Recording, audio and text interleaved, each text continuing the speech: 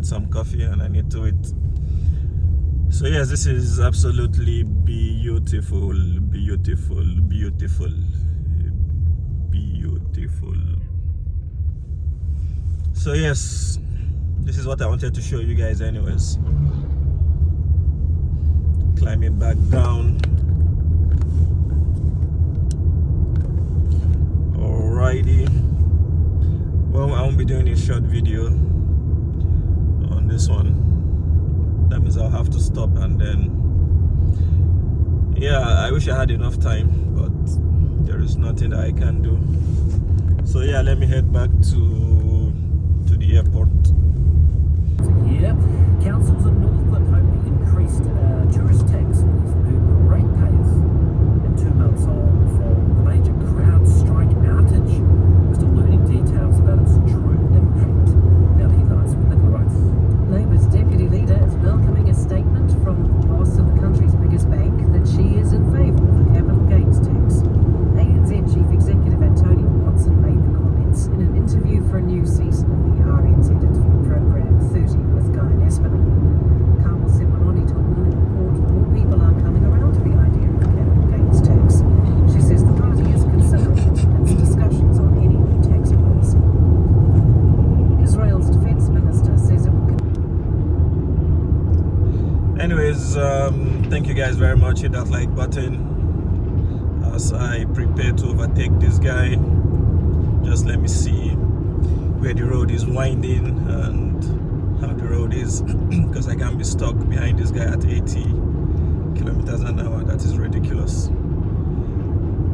So yes, if you've enjoyed, hit that like button. It is food for the YouTube algorithm. And yes, if this is your first time on here, we do things like this on a regular basis, so please pledge your allegiance to us, give us your full support, and yes, let us continue to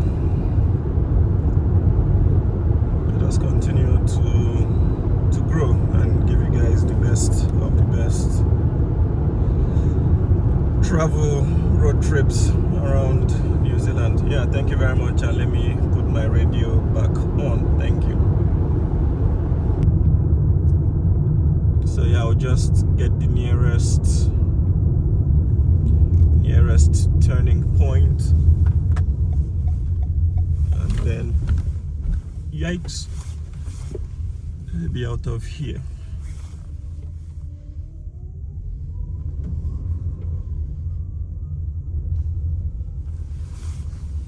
Okay, that should do it. Sorry, yeah. All right, so that concludes the video. That concludes the video. A very big thank you to each and every single one of you for your support. Jeez, I need some coffee and I need to eat. So yes, this is absolutely beautiful, beautiful, beautiful, beautiful. So yes, this is what I wanted to show you guys anyways. Climbing back down. Alrighty. Well, I won't be doing a short video on this one. That means I'll have to stop and then, yeah, I wish I had enough time, but there is nothing that I can do. So yeah, let me head back to the airport.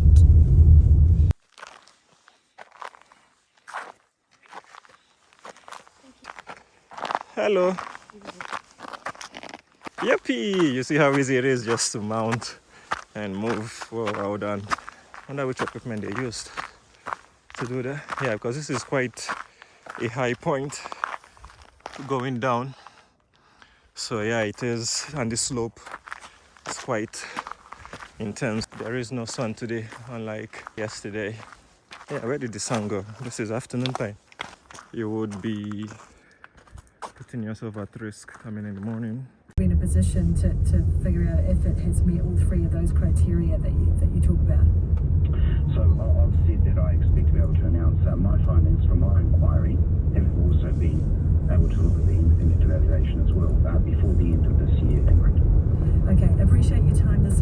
Thanks very much. That is Privacy Commissioner Michael Webster there with, his investigations into the use of facial recognition and other biometric technology being used. It is at 26 minutes past 8 now. All right, and we're going to go to the issue of freedom camping now. The Queenstown Lakes has had its freedom camping bylaw ruled invalid by the High Court. The bylaw defined where freedom camping could happen, but the Motor Caravan Association challenged it, claiming the council focused on irrelevant issues. Queenstown Lakes District Council Chief Executive Mike Deal joins us now. Kia ora, good morning. Morning, Corin. Okay, we just need a bit of a recap here. So this bylaw, you brought this in to cope with what? Too many people just parking up and all the issues that we sort of remember from a few years ago. But what has the court actually found here that was wrong with your bylaw? So what the court has declared is that the bylaw is invalid, and in particular the court has identified that in endeavouring to, quantify where and how freedom camping impacts on the district, that the council considered some irrelevant matters. So in particular felt that we went too far in trying to ascertain sort of the impact of freedom camping on adjoining properties, on neighbours and on the general environment, rather than focusing on where the law directed councils towards. And did you concede that was the case, or you do have a different view?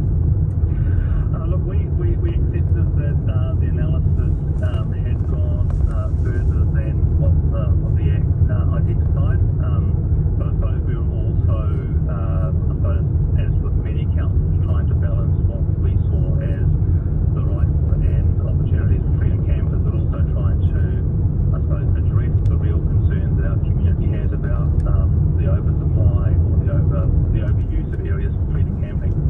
So what now? What will happen now this summer coming, for example? You'll see what people will be able to camp a lot more freely, will they? Well, I think yes, they will, but they won't be able to camp indiscriminately. So the first thing, I suppose, is that while the court has indicated that it will quash the bylaw, it has invited both ourselves and the Motor Caravan Association to apply to the court to seek relief. So there's an opportunity for us to look at how the quashing might take place, as opposed to it just being wiped off the books. And obviously we'll be looking to... This summer, you're not going to get all this done before summer, are you? Well, I think that's the court's decision, so I think that's something that will happen before summer. We also, there are other provisions, so we have parking laws, we have reserve management plans, which all restrict people's activity to freedom camp. We've relied on the freedom camping bylaw. We will, before summer, and are already looking at what other aspects that we can continue to control and educate people about what freedom camping. Where's the crunch point here? Where was the Motor Caravan Association's real beef here? What was the tension that was most acute here, where they felt that they weren't able to park up at a particular spot? Look, I think that their beef was more general than that. It was the imposition of any form of restriction on the right for people to camp around as a freedom camper anywhere in the district. All right, thank you very much for that. That is Mike Deal. He is the Queenstown Lakes District Council Chief Executive. It is coming up towards 8:30. We need to check in on the market, see how they are tracking this morning with Jemima Houston. Jemima, how are they looking? Kia ora, Corin. The US stocks closed on the up today, shrugging off those market concerns about weak consumer confidence and the health of the labour market. And mining stocks is what drove gains after the world's top oil importer, China, unveiled a big growth package. Now that saw the Dow Jones close up 0.23%, the S&P 500 0.28% up, and the Nasdaq up 0.56%. The local top 50 index fell 100 points, about 0.8% at 12,304 on close yesterday. But Frontier could make a difference in trading today and is set to release its full year earnings this morning. And the New Zealand dollar is trading at 63.4 US cents, 91.9 Australian cents, 47 pence, 56.7 euro cents, 19.7 yen, and 4.45 yuan. Brent crude oil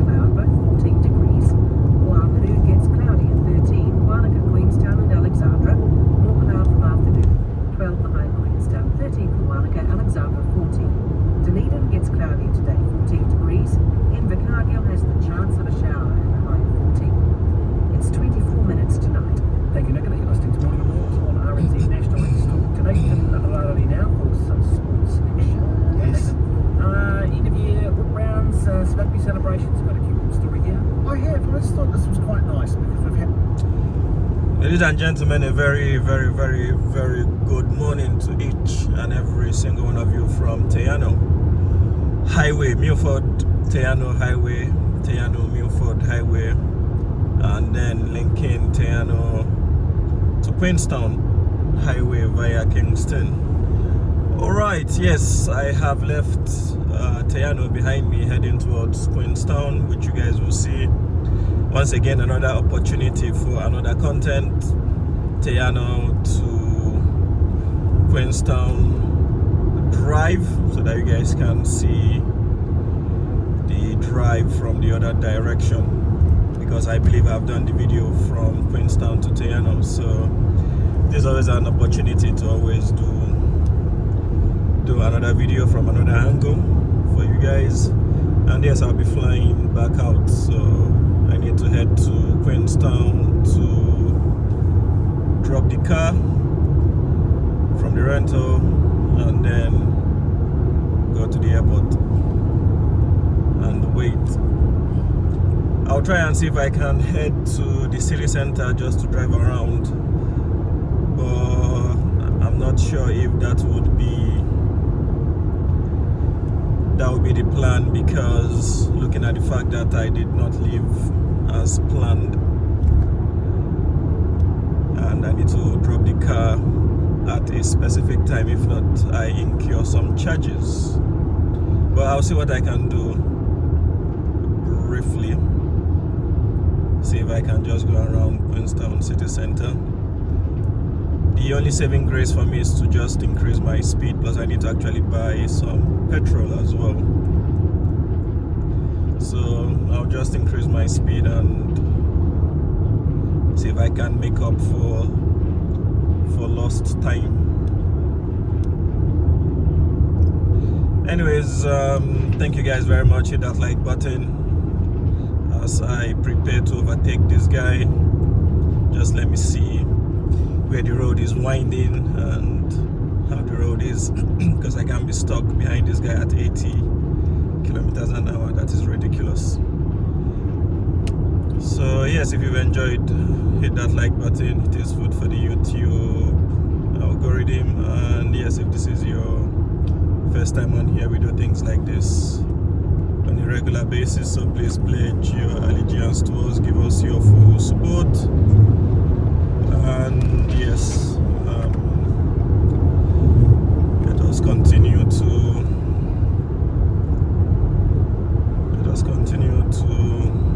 grow and give you guys the best of the best travel road trips around New Zealand. Yeah, thank you very much, and let me put my radio back on. Thank you.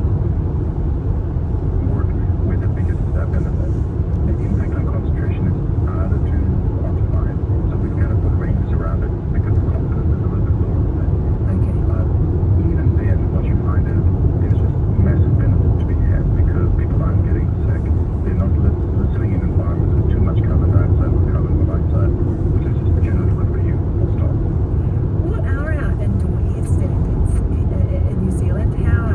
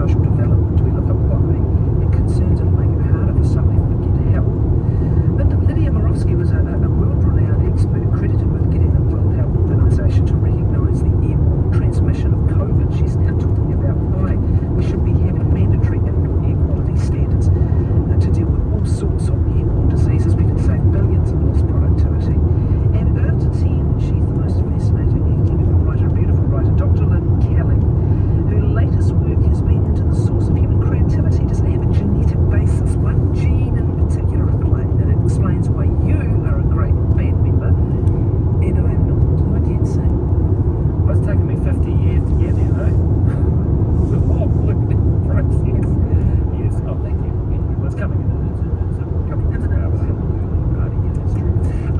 All right, thank you very much, Catherine. I should note too that I've got a twin sister who's also tuned for now, it is 13 minutes to 9. You're listening to RNZ National. Now, you remember the CrowdStrike outage from a couple of months ago. People were stranded as planes couldn't get off the ground. Small businesses lost much-needed sales. 2 months on from the global IT outage on the 19th of July, its full impact is really only now becoming apparent. A rogue software update by the US cybersecurity company CrowdStrike crippled up to 8.5 million computers using Microsoft systems around the world. Adam Myers is a senior executive at CrowdStrike. He is going to testify at the US Congress today. BBC's Zoe Kleinman. Thousands of flights grounded, doctors' appointments cancelled, TV channels falling off air.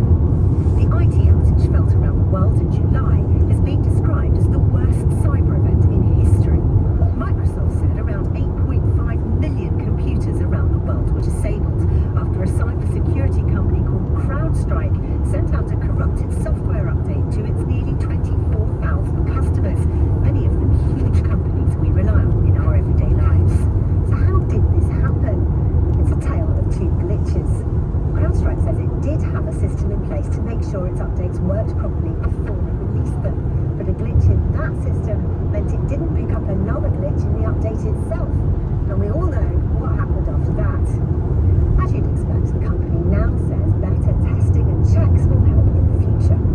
Tough questions are expected for CrowdStrike later today, when one of its bosses will be grilled by US lawmakers in Congress. The key answers that we need from this hearing is, firstly, confirmation of the technical detail of what went wrong. What was the failure in process here? Has a failure of process been identified? And if so, thirdly, what has changed since, and what are CrowdStrike going to do to prevent this going wrong in future? It may seem shocking that a company many people have never heard of could cause so much chaos, but it's also a reminder of just how fragile digital life can be and how little control we have over the tech which drives it. A report from the BBC's Zoe Kleinman. It's 11 to 9. The New Plymouth District Council is under fire for what locals are calling the botched job. It's made of fixing a dangerous intersection in the city. The intersection at Huatoki and Carrington Streets is on a main arterial route linking one side of the city with the other. Our Taranaki Whanganui reporter Robin Martin has more. Work began on the busy junction in 2020, and almost immediately residents and businesses complained it was making things worse. The council put in a raised crossing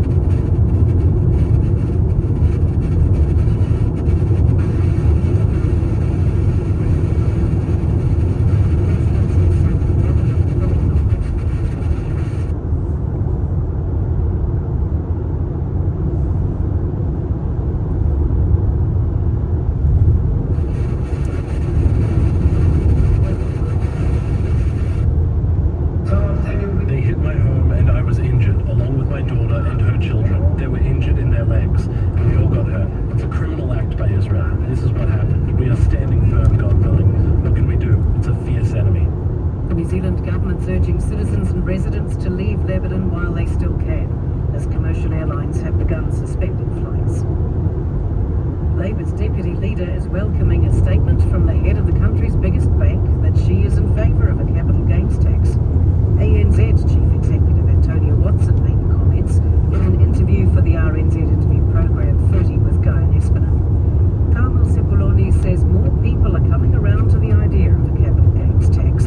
I certainly think that we need progressive tax policy, and that's the conversation that we're having at the moment. I think there's more New Zealanders that are considering this as a viable option as well, compared to when we were talking about it back in, 2011, 2012. It's more of a conversation that's being had. That's a good thing. Carmen Sepuloni says Labour is considering a capital gains tax as it reviews its tax policy. A Christchurch Port Hills resident is concerned fires in the area will continue to ignite if nothing is done to stop pines being replanted. Fire and Emergencies released its report into the major fire in February, which caused mass evacuations. Resident Dominic Leeming says it appears there are lessons in the report, but she's worried. I think it's good that we're on a climate change and climate warming, and you need replacement of what fuel.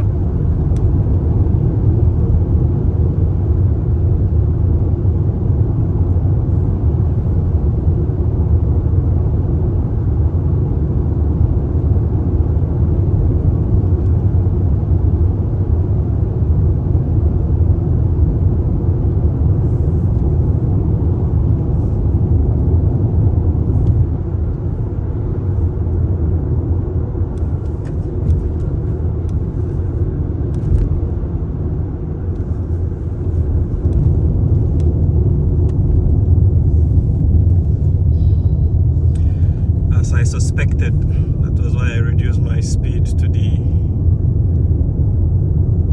minimum so that nobody collides with me for no reason.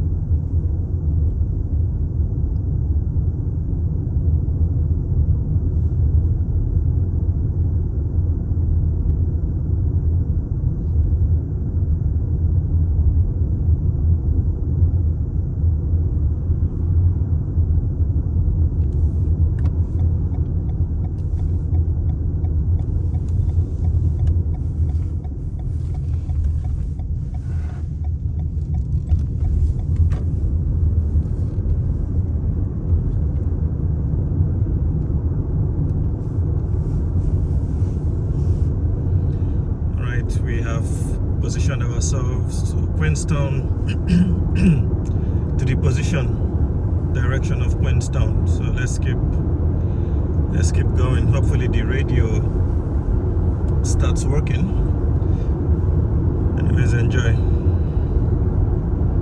and welcome to Night Tonight. Hope you arrived. Entertainment Day National Park this Wednesday. Autism diagnoses done via online consultation are no longer being accepted by the Ministry of Social Development.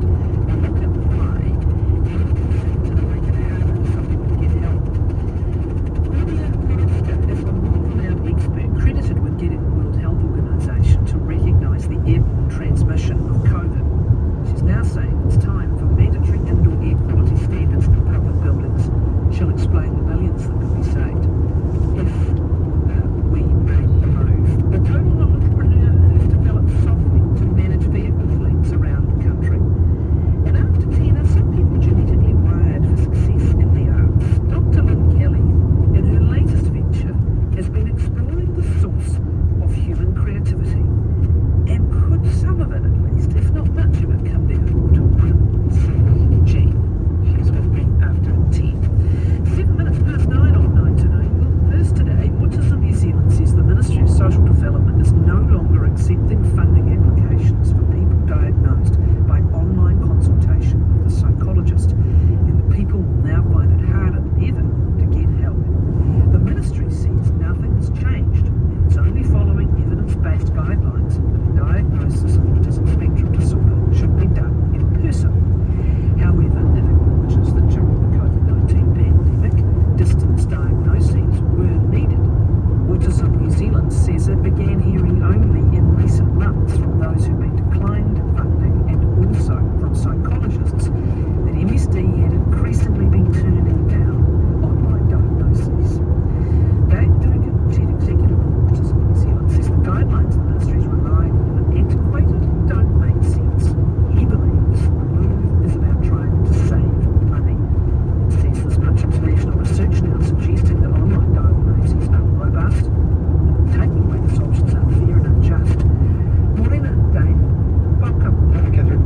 With us, Thank you for having me. you're most welcome. With us also is Ashley Cairns, Director of the Mental Health Organisation, A Change for Better, which, among other things, provides remote diagnoses for ASD. Kia ora and welcome, Ashley. Kia ora, thank you.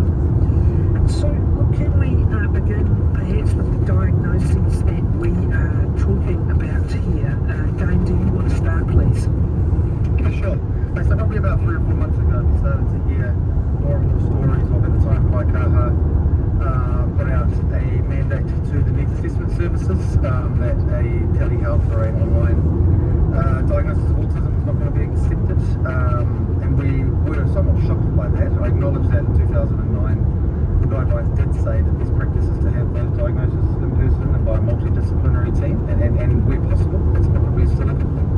But we have moved on 15 years ago and given massive leaps in digital technology since then, and the shift away in the way we work and interact via video calls like today, and this seems outdated, and I think it needs to be urgently reviewed. I will premise this by saying that there is now starting to get quite a large evidence base or efficacy for telehealth assessment for adults in particular. We do acknowledge that there will be some challenges with children because there is a component of that child's diagnosis a little bit more complicated.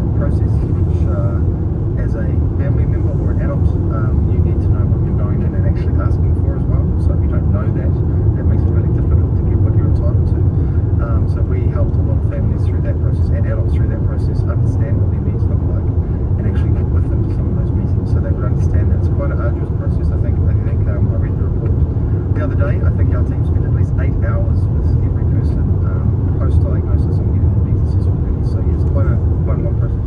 It is a telehealth appointment with a psychologist. Could either of you speak to what is involved in it and relate it to perhaps what might happen in person? Actually, probably good for you for that one, I'd say. Yep, I can talk to that one. So if someone were to come through our program and do this assessment online, first they're sent a very broad range of psychometrics.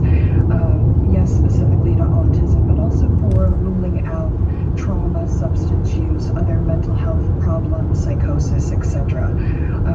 Those people are handheld through that process by what we call a clinical support. So they explain what they're doing, why they're doing it, and helping them through that process. That probably takes 3 or 4 hours of time. Once they get in front of the psychologist already has all of the psychometric information. So inside of that interview process, it's a very detailed and very specific questions about the person's life that are needed to either rule in or rule out diagnoses. So when these diagnoses are being done, it's not just checking yes or no to autism, but it's looking at a well-rounded view of the person's life. That's collecting medical reports and school reports and interviewing people in their family, collecting observation reports in addition to that interview itself. How does it differ from face-to-face? We heard Dane saying that with children in particular there are benefits, there may be observational benefits of face-to-face. But with adults, how does it differ? Yeah, exactly. We primarily work with adults, and we find that they choose this method because it gives them time to think about the answers to the questions, so they're more forthcoming. They said that they prefer to have this option because a lot of them also don't have access. We do a lot of rural support. So our big target areas are like West Coast, Bay of Plenty, Northland, Hawke's Bay, etc. So for a lot of people, they don't have a choice not to choose telehealth because there isn't something in their area. For us, we don't want the experience to be much different than face-to-face. We're still doing the same work as face-to-face, but over telehealth. I think that might just chime in for 2 seconds. I think actually being online is about choice, and particularly for adults, I think that choice is really important. But some people still really like face-to-face work also. Others would probably prefer an online assessment. And you've got that one out as well about trying to make that as consistent as we possibly can within an hour to be virtual versus in person. On the question of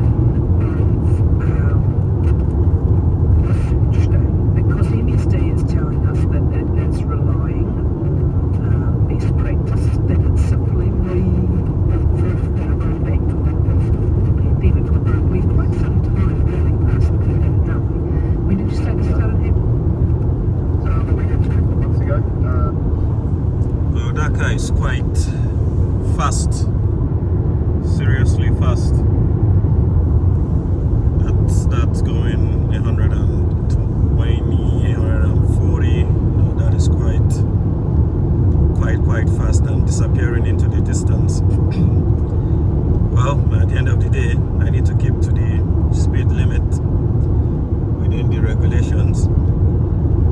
But sometimes when you keep to the speed limit, the police that generate revenue will surely find something against you. But for this type of people, I don't know, the police is always blind. Or let me say the police are always blind in seeing them. But anyways, maybe they are late for their flight. Maybe they are running to Queenstown to catch a flight or something. So, yeah, but I won't be going that fast. I won't be chasing them. It is unnecessary for me at this point in time. So, yeah, let the 2 ladies go. 2 ladies driving and breezing through. They should keep running. But as for me, I'll keep my speed constant with the cruise control at 105. If I need to overtake, I have another 5 to make it 110 to safely overtake and come back to my lane. Anyways, let me log ZB radio is back on track. That's after I've crossed this 65 kilometers an hour bend. Let me reduce my speed. Yeah, it is a massive bend. Okay, and then back onto J's. Yeah, that was a hell of a bend. Anyways, let me see if new stock ZB back on track.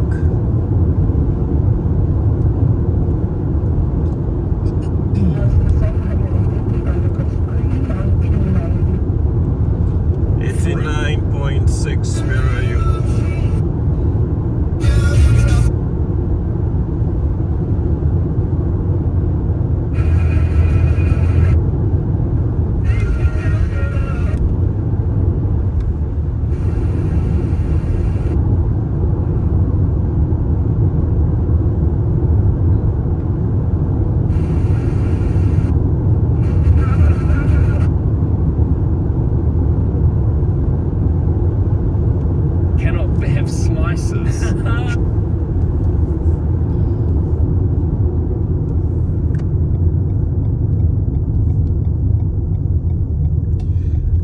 Caught up to them,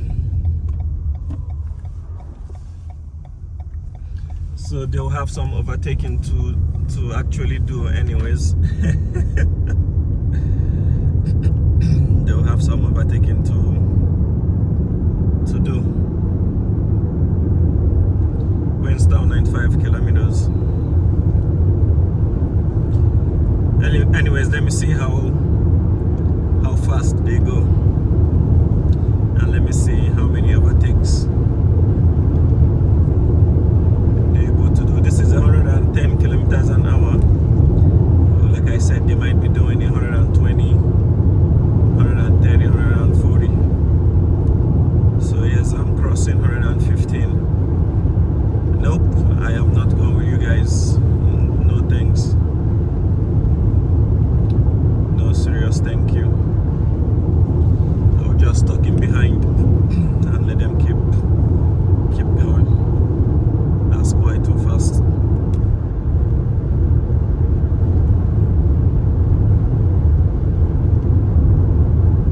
Has been that one day everything will be as it really should. We believe that God has a plan to restore all of creation. We're looking ahead to the time when everything is made new. The Apostle Peter says that Christians are looking forward to a new heaven and a new earth where righteousness dwells. But hang on, why is there going to be a new heaven? What's wrong with the old one? Isn't heaven perfect already? Tara Lee Koppel talks about this in the Bible Recap. And when she explains the need for a new heaven, she refers to Isaiah chapter 14, where we read about Lucifer falling from heaven. And something which is also referred to in the New Testament. Take a listen. Jesus references the same incident in Luke 10:18, and John references it again in Revelation 12. The point is, heaven has been tainted by sin too. Tara Lee believes this means that heaven, as it currently is not perfect. So, like the earth, it also needs to be remade or recreated. Heaven isn't perfect, so heaven must be recreated new, just like earth. It's all part of God's plan to restore all of creation. It's all part of God's plan to restore all of creation. It's part of His plan to restore, redeem, and renew. One day this will happen when we live with God forever. I believe this is what Christians have to look forward to. And that's why in the verse we started with, the Apostle Peter says that we are looking forward to a new heaven and a new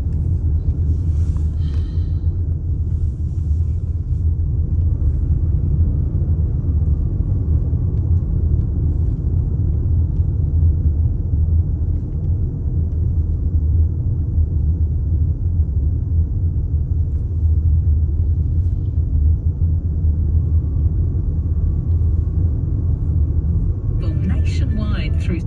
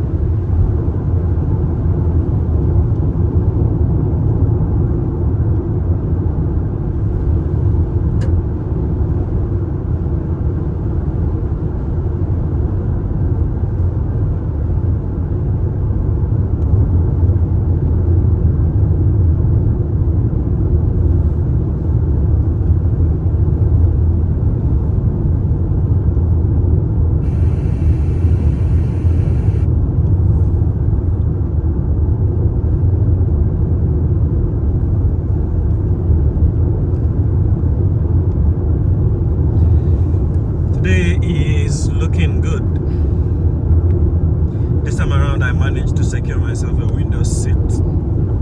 So hopefully flying out of Queenstown, we should be able to see the glacier mountains from above for a much longer time, which is good. I don't know why I'm going as fast as these guys. I need to reduce my speed. Yeah, these guys are really belting. They are belting quite well.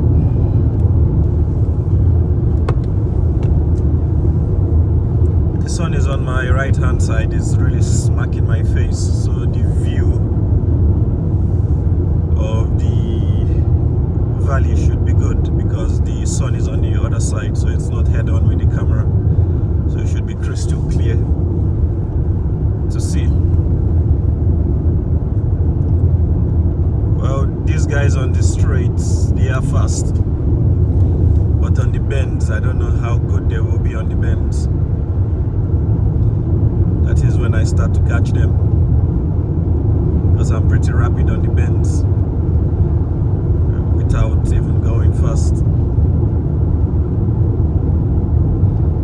So yeah, I hope that they are fast as well. But yeah, these guys are really fast, incredibly fast, which is good for me so that I am behind them.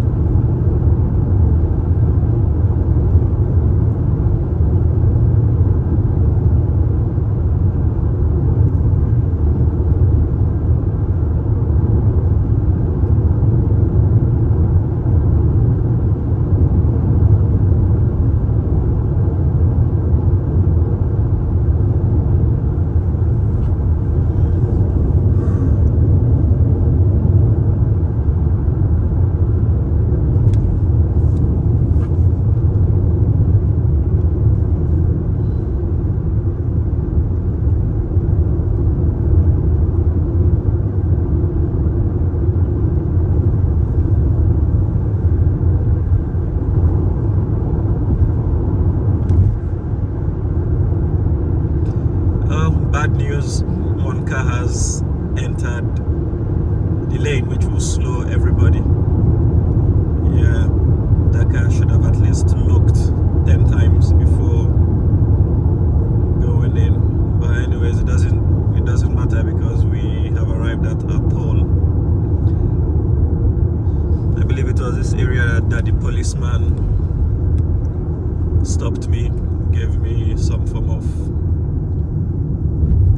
a fine and demerit points, telling me that when I pulled out like this to overtake, that he beamed me from the front, that he was coming head on, and then he fired his rod at me, which I know is a lie because I was stuck in behind another car that was going the same speed as me.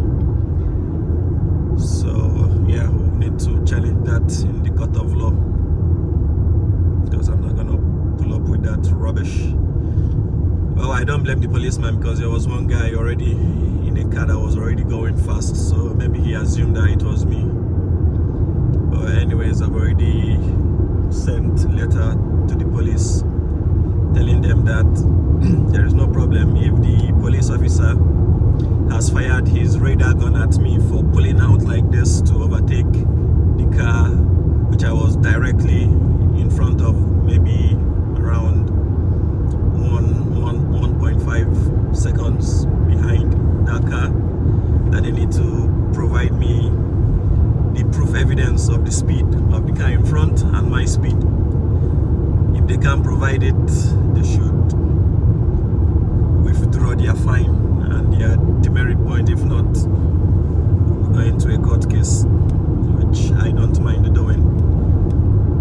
So that's what I told them. So we'll see what the outcome is. Yeah, because I was just directly in behind that car and then pulled over like this to see if there was a car coming, and bang on, there was another car just coming in front of me, and that car was a police car. Just as this car was coming, the police said he beamed the speed radar on me to catch my speed.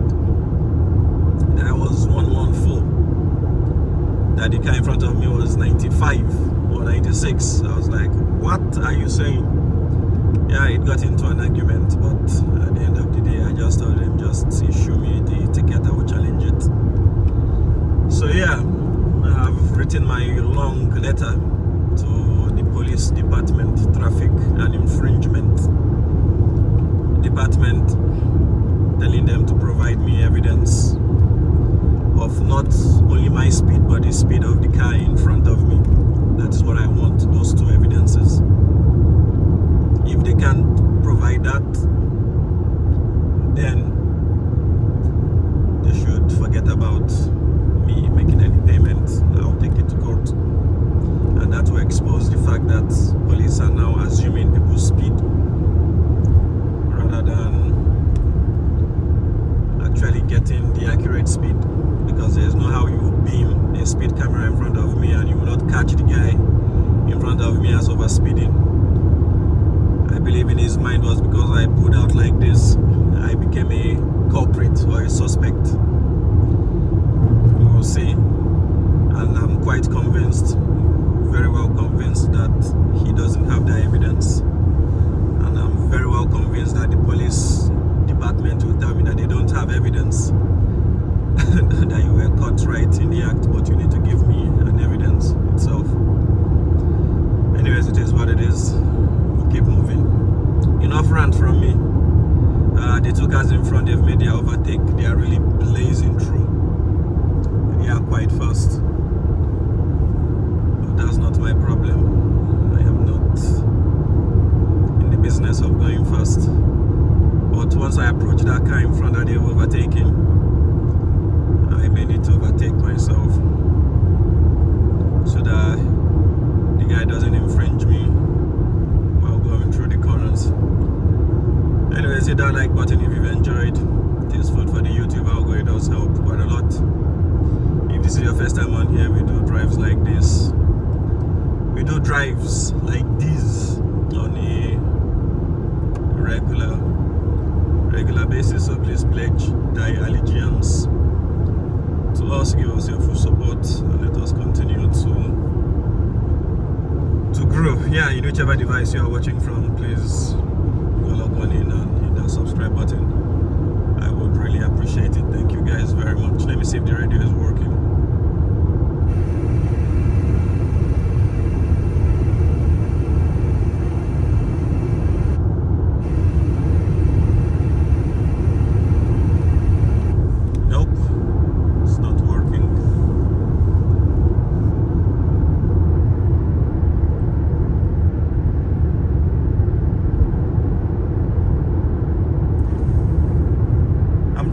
See what's happening on the top of those mountains, like melting glacier or something.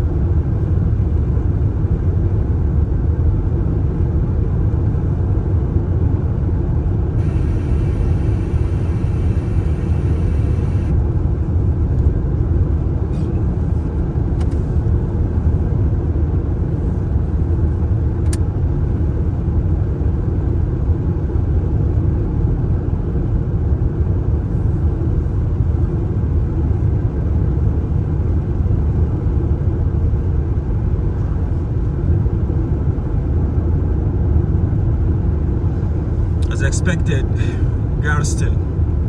I believe after Garston, is it Kingston? So from Garston we might hit Kingston, or maybe one more town than Kingston.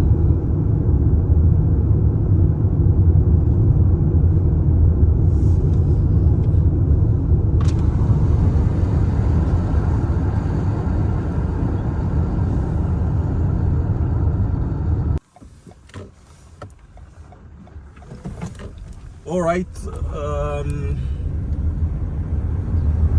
so the cars that I overtook, they've overtaken me back, which is all right, which was always bound to happen when you stop and you do a video. So yeah, alrighty. So you guys might have seen those glacier mountains when I was coming from Te Anau.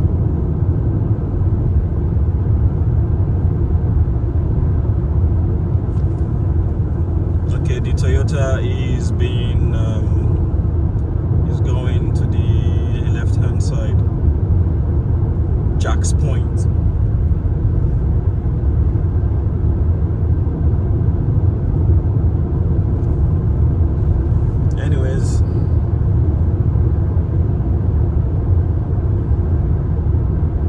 Let me keep going. So yes, we are approaching Queenstown. The radio should be working now. I want to go to Queenstown city center, you know, just to do some drive around and see what is happening. Let me position back the camera to the center point, so that you guys stop seeing the glacier on the left hand side, so that at least we can see things happening in the middle.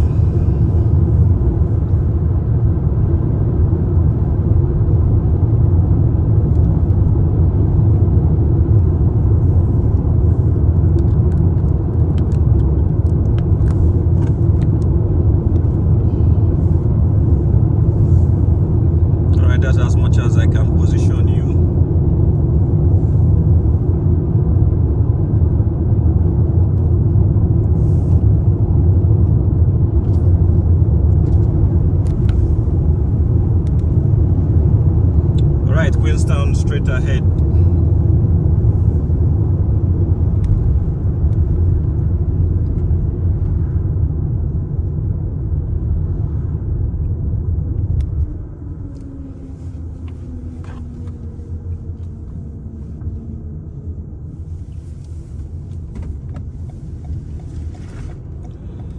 So yeah, I should be there in about 10:30, Queenstown.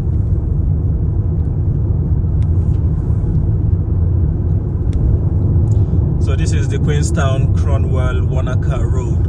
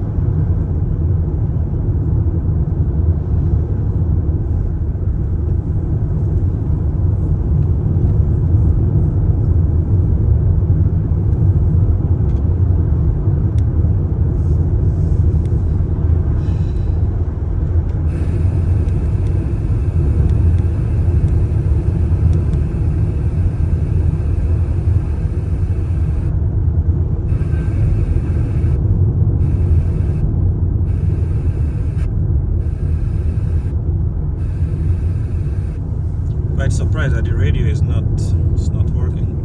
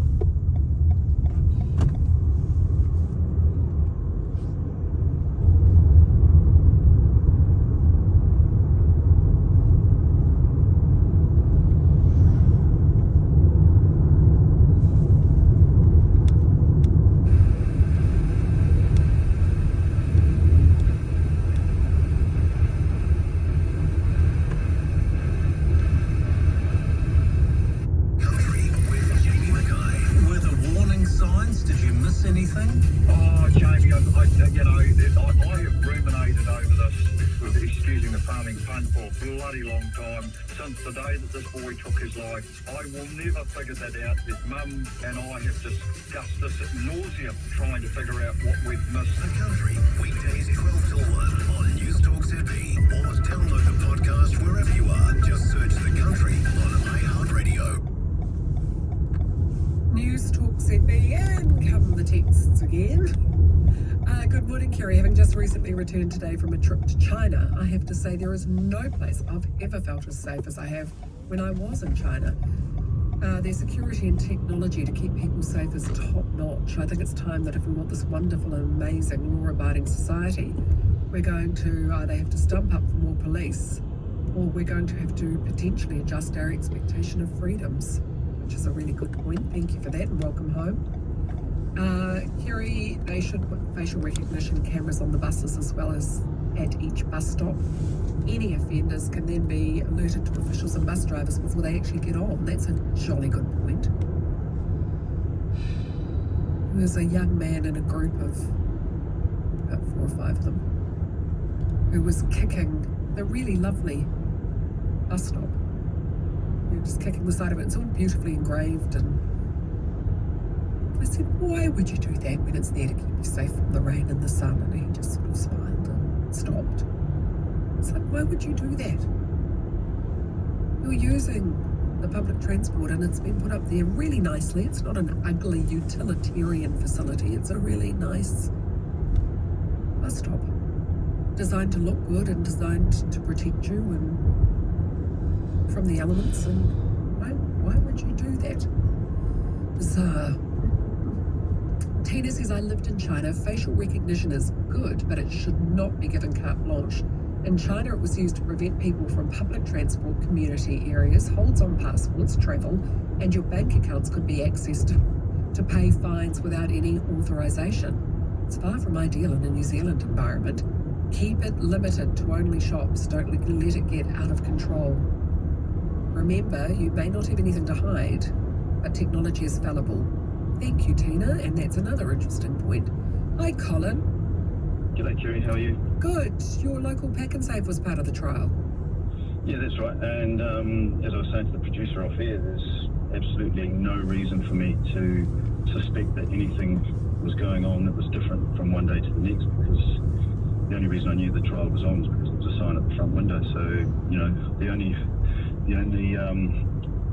I guess, knowledge I had of it was that sign and, you know, the chat now going on the radio.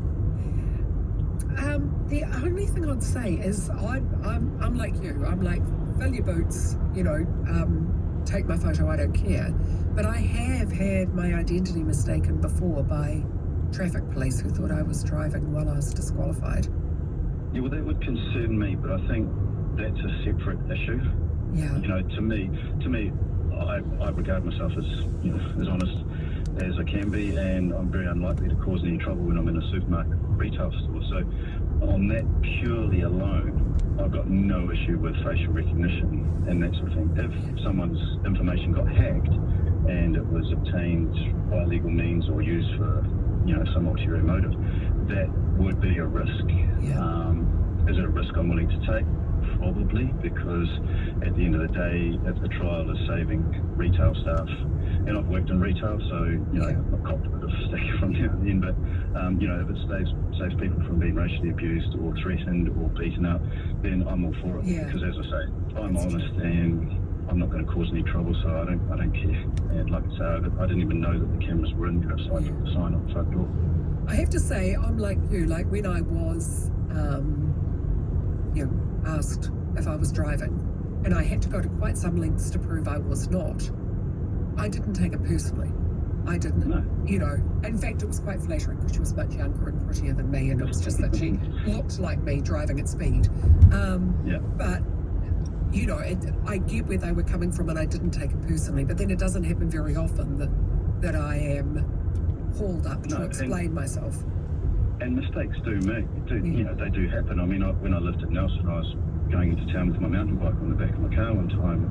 There had been a reported mountain bike stolen from Christchurch, and the description was similar to my one. So I got pulled over and obviously explained it, and they had a good look at it, and it wasn't the one they were looking for. But was I bothered that I got pulled over for having a mountain bike similar to the one that's been stolen? No. And, if I can, as I say, if I'm the honest one and if I'm not causing any trouble, then it's highly unlikely that anyone's going to go to great lengths to prove that I was. Well, clearly I can't be in two places at the same time.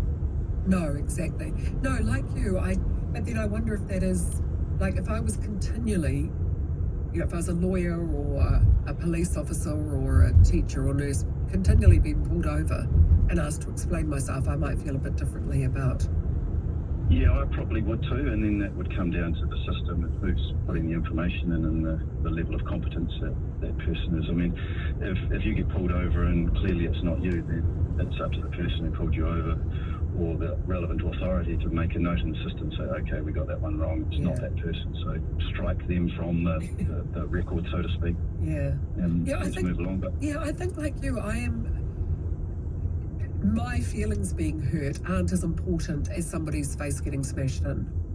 No, that's right. And, I'm a Caucasian male, so, I'm the last person that's these days allowed to say anything about anything, if you know what I mean.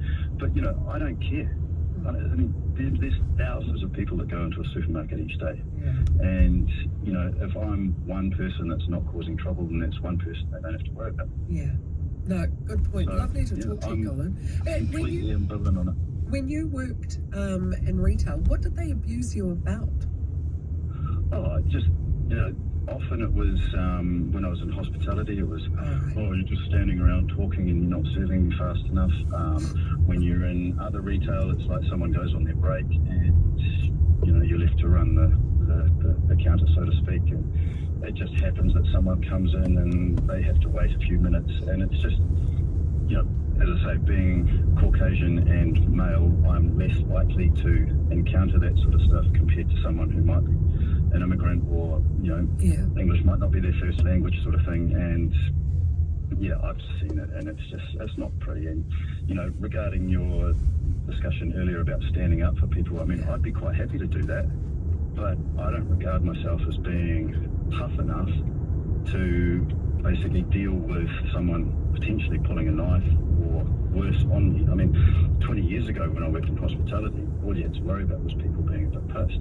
Yeah. You didn't have to worry about them being drug-induced the way they are now. Yeah. I wouldn't work in hospitality now, but I would back then. It was a time in my life. Well, exactly. I think the first time I knew about drugs in hospo was when the kids had come in full of ecstasy and wanted to love bomb you to death. It was like, well, that's right. I just wanted to hug and stroke you. Yeah, I've never been averse to having a pretty girl to do that to me. And, I don't think anyone else is really before we get too far down that road. But, Well, I could have got quite used to it too. It was lovely. Oh, Kerry, you were so soft and warm. Yes, okay, darling. Go and have a cup of water. But times have changed and, so have the way people respond to those situations. I mean, if I was on a train and there were two guys or girls on off their heads, I'd be like, okay, I might just want to get off here before anything gets out of control where I can't deal with it. I mean, I'm 6 foot and above average build, but I wouldn't consider myself tough. Yeah. But I'm strong enough to keep people apart, but I don't know what those people are going to have in their pockets to No, exactly. Exactly. So, good to talk, Colin. Thank you very, very much. News Talk ZB 1026. Eden Park, it's a big place. I'm Blair, the turf manager, and it's a big job to keep it up to scratch. That's made easy with Wet and Forget. And like Eden Park, Wet and Forget is truly a Kiwi icon. Available online or in Wet and Forget stores. Petstock's mega sale is on now, in-store and online. Get an extra 10% off everyday low prices on dog and cat food and 20% off the rest of the store. Plus, collect everyday rewards points. Don't miss out, 2 days only, on now at Petstock. T's and C's apply. COVID is still doing the rounds in New Zealand. The good news is there's a powerful way to protect yourself and your loved ones. The COVID vaccine is free and recommended if you're 65 or over, as long as you haven't had the vaccine or COVID in the last 6 months. To book your vaccine, visit bookmyvaccine.nz or call the vaccination helpline on 0800 28 29 26 now. Shopping for tyres? Don't waste your time. Whether you need a new tyre or a few tyres, regular tyres or winter tyres, Frankton Tyre Services are ready when you are. No need to book. Just drive in, tell them what you need, and Frankton Tyre Services will get it done while you wait. And you won't be waiting long. All done? Geez, that was quick. So for the fastest tyre change in town, head to 164 Glenda Drive, Frankton. Frankton Tyre Services. We do tyres fast. Looking to buy your dream home? Find out what's for sale and what it's worth at oneroof.co.nz. There are thousands of property listings right across the country. Accurate estimated valuations based on the very latest sales figures, along with up-to-date news from trusted industry experts. Everything you need to know is at oneroof.co.nz. So, if you're in the market or even just thinking about it, make your search simple at One Roof Property. oneroof.co.nz. Hi, I'm Robert Lamb. And I'm Joe McCormick, and we're the hosts of the science podcast, Stuff to Blow Your Mind. This show is the altar where we... Ladies and gentlemen, welcome to Queenstown. I believe this is the Lake Esplanade. So yes, the video is over, so you guys can please kindly hit that like button. It is food for the YouTube. I have been here before. I'll just go straight down, do a U-turn, and then heading back to the airport. I need to fill up the petrol, and after filling up the petrol I need to return the car back to budget. Yep, need to return the car back to the rental guys, and let me just go in. Can I go out? Yes, you can. Just to show you guys what's going on, to be honest.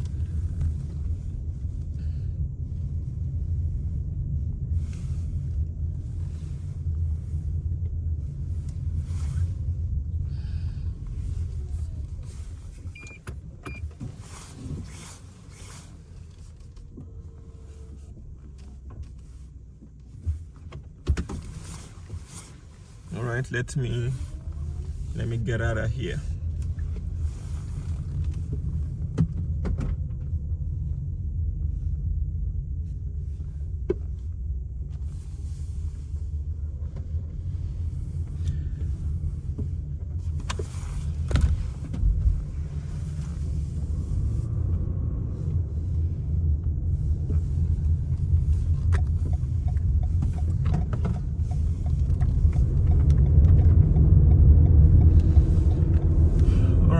I have gone up here before, but what I'm gonna do, I'm just gonna go up for some time and then come back down.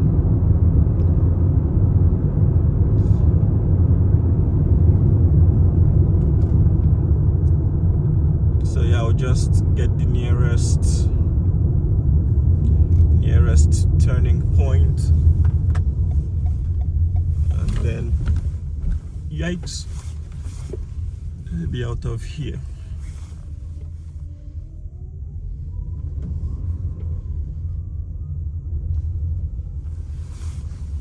Okay, that should do it. Sorry, yeah. All right, so that concludes the video. That concludes the video. A very big thank you to each and every single one of you for your support. Jeez, I need some coffee and I need to eat. So yes, this is absolutely beautiful.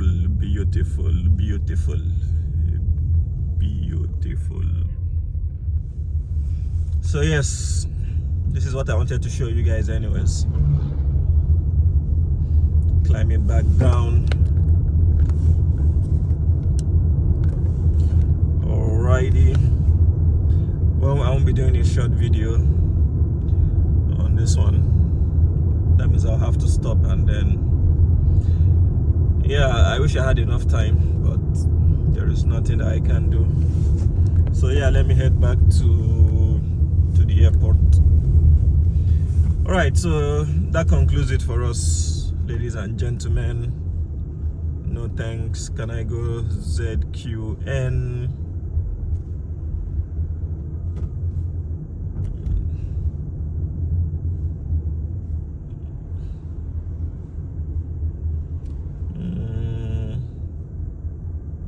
Queenstown Airport.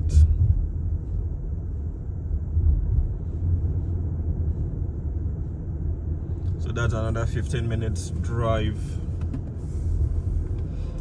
to the airport. So anyways, a very big thank you to each and every single one of you. What a beautiful day it is. Well, fortunately, you can't win them all.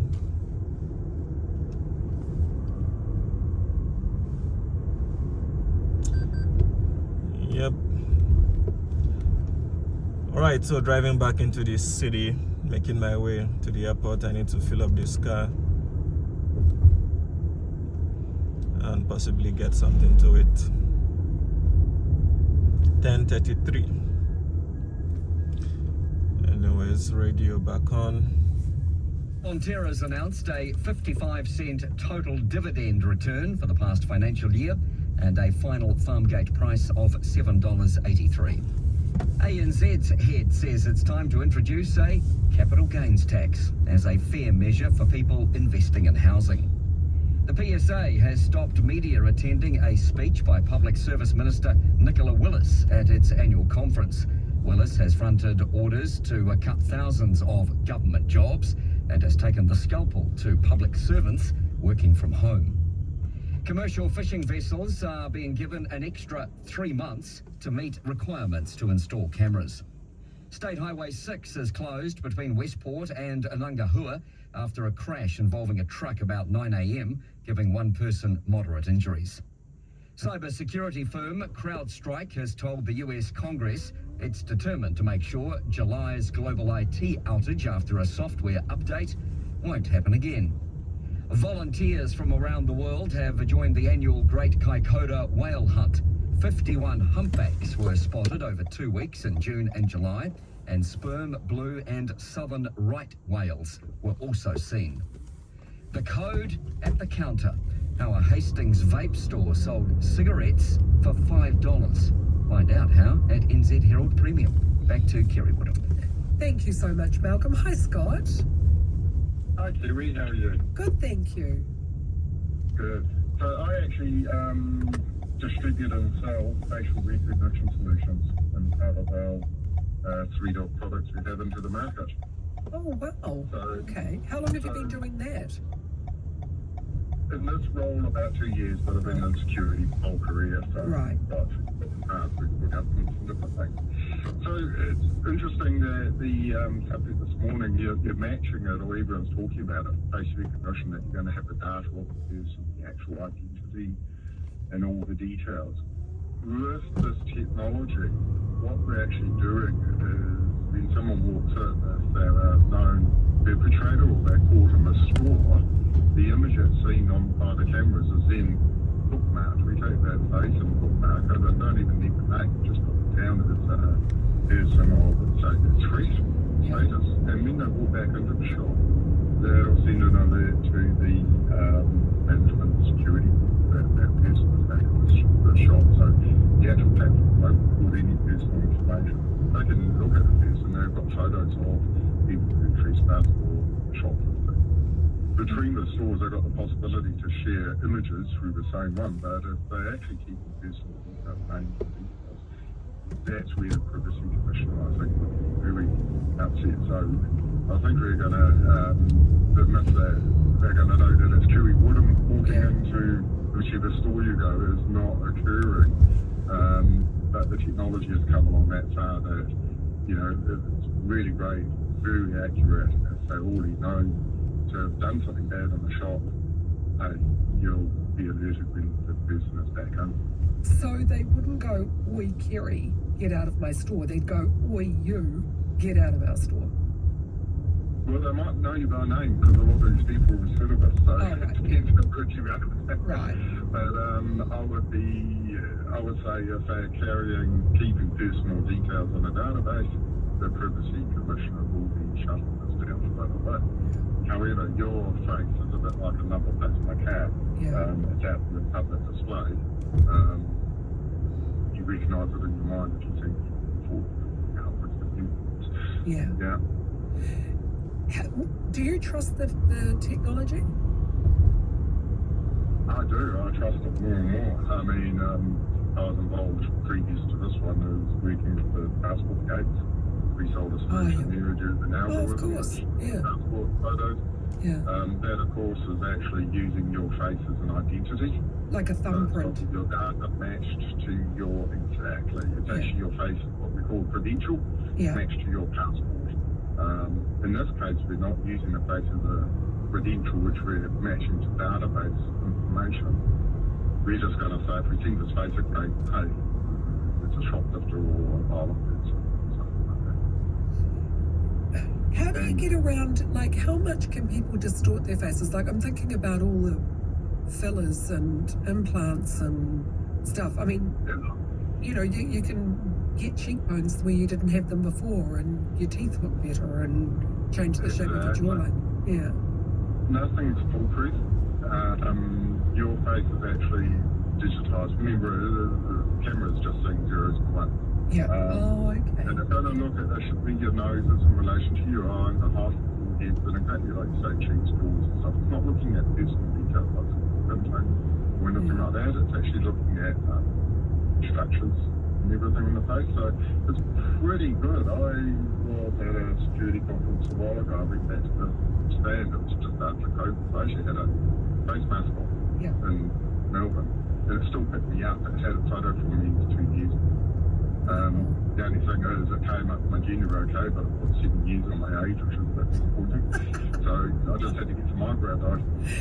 Oh, interesting, because I wonder if they'd be able to recognise the Kardashian sisters from what they looked like before to what they look like now.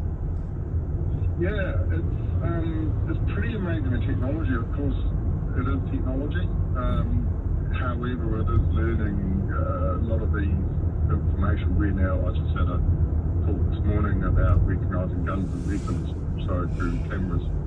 And it'll take the image and actually send it up to the cloud, where they call it AI, artificial intelligence. That's just really high-speed decision making to verify that the weapon of the gun and then come down. So going forward, that's just going to be used more and more to verify the face. However, it always comes down to once it's alerted, it's an alert, it's up to the staff and the store to go along and actually go. They'll have a picture, of course, of people who've been trespassed or previous incidents, and now match it to their actual image with their human brain, which is probably better than anything. It'd be interesting for people who are wary about this technology, because in the olden days when I was mistaken, it was a photo, it was a speed camera photo, where my mistaken identity happened. But in this case, is it actual photos? When you said it's just ones and twos, what does it look like? Well, the data looks like a photo when you look at it on the screen to the human eye. Right. Inside the actual solution, which is a computer program, of course, it's not looking at the visual image we see. So it creates a very long, everyone's got a different, it's taking how many millimetres apart of your eyes, these features, and everything comes with a code. That's very, very long identification from a number, and then when you come in again, if you're in a certain percentage of having the same kind of calculation outcome, it'll go, hey, I'll be at 98, 99% certain, or 93% certain, or whatever. So it's getting more and more accurate as time goes on, as the speed of computing power, which is going up, which is what we call artificial intelligence. It's actually the speed of decision making. It's not told what to look for, but it can make faster than the human brain works, really. Somebody says, what about if you're a twin or a triplet? Depends how close your base is. Yeah. any distinguishing features. If you're going to get a scale on the side of your face, maybe it might change it, or if you get a broken nose or the opposite. But yeah, it's like anything. It's a tool to alert the staff that someone's come in and, you know, hey, let's just go check that these are the people who are not to be on the premises, or just, you know, you can be aware that someone who could maybe just kick off from once a while are in the premises. So interesting. Thank you very much, Scott. I really appreciate you taking the time to chat. News Talk CB. Interesting. It is 17 to 11. Want to save every time you fill up at BP? Open a BP fuel card account for your business and save 14 cents per litre on every fill for your first 6 months. Plus, you'll enjoy 25 barista-made wild bean cafe coffees on us, because everyone deserves a little pick-me-up. That's business the clever way. Apply online by 31 October to save 14 cents per litre with a BP fuel card. Visit bp.co.nz to find out more. BP fuel card and offer T's and C's apply. Discount is off the pump price of diesel and unleaded fuel. After flying helicopters all over the world, Kurt Schoening came home to the family farm and decided smaller was better. So Drone Spray Otago was born. On the farm, their top-end drone can operate easily over steeper terrain, delivering spray.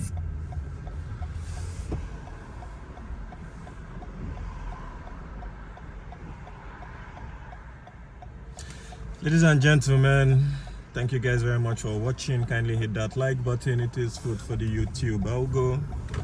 And yes, let me go do what I have to do. Possibly buy some petrol, fill it up, and get back to the airport to fly out so that I don't get charged. Thank you very much.